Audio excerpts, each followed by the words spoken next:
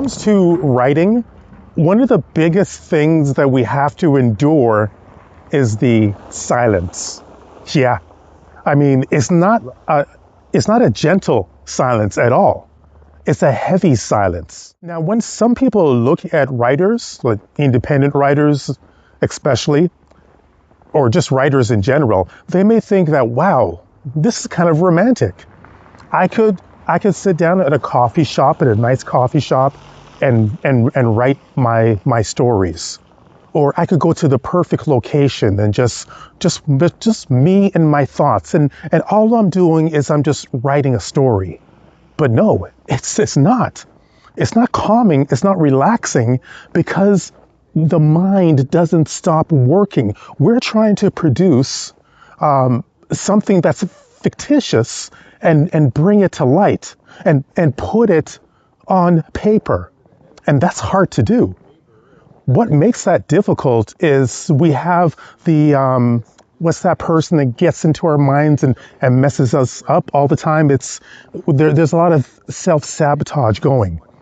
Sometimes we think that we're just not good enough. We have things going on in our mind as we're writing because we're by ourselves. We have our own thoughts. We have ideas that we want to put on paper, but we have a saboteur in our mind as well. That person that wants to trip us up. That person that says that you are not good. What are you doing writing this? How is this going to be published? And then you have some other ideas or that person also in your mind saying, oh, you got to fix that sentence. No one's going to read that stuff.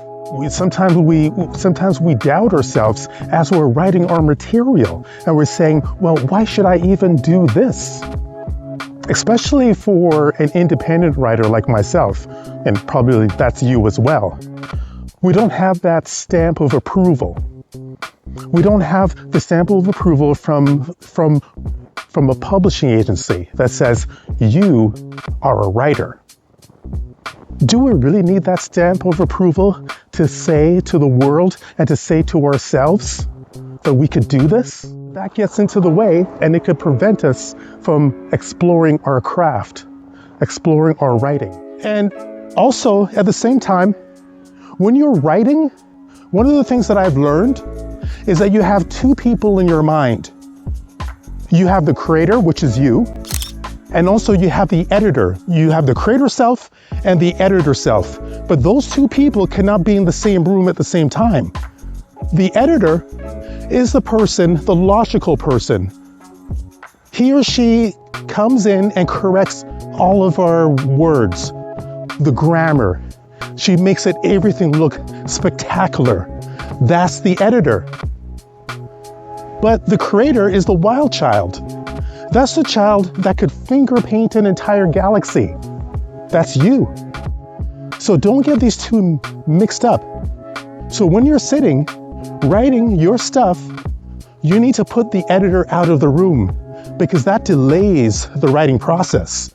That slows everything down tremendously. So put that person out of the room, lock him or her up, and just write. Be that imaginary child with the finger paint. Create things. Mess things up. It doesn't have to be in order. And then, when you're finished writing, you could bring in the editor to take a look at your work.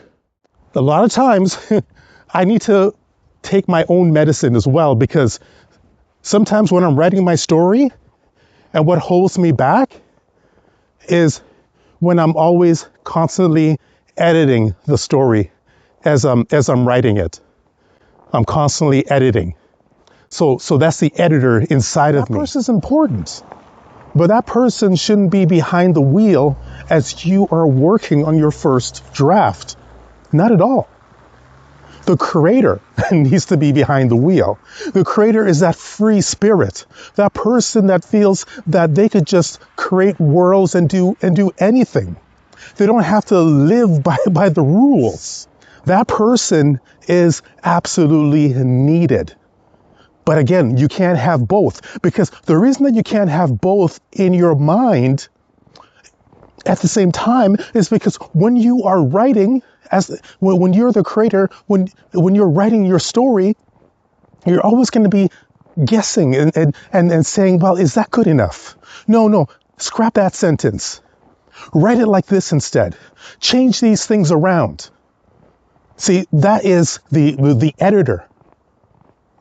Forget the editor. In fact, lock him behind closed doors. He doesn't need to be in the room as you're working on your craft. Not at all. Also, speaking about a draft, that's another thing that could delay a lot of writers. Because we may think that with the word draft, they always say, okay, write your first draft. And just the idea that you have to write a draft, it could create a lot of tension in our minds.